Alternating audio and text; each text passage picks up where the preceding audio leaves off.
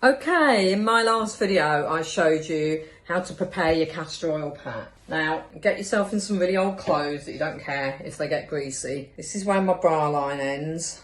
This is where my belly button is down here. Your liver is basically all along this right hand side.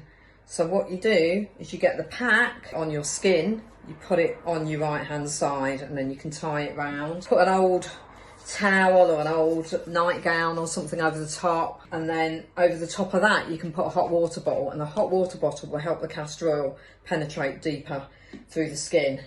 And what it will do is create a purge on the liver, and it will help the liver to detoxify. Now to start with, absolutely go slow. So start with 20 minutes, 3 evenings in a row, and that's all you do, just 20 minutes, and see how you feel. Because castor oil packing can be really strong and create quite a strong detox reaction. Now, absolute contraindications: do not do this if you are pregnant or trying to conceive. Otherwise, if that's not the case, then get castor oil packing, and it fits really nicely together with the enemas, which will then the castor oil packing the night before, and then the next morning an enema will help to see out all of the toxins that you've released from the liver.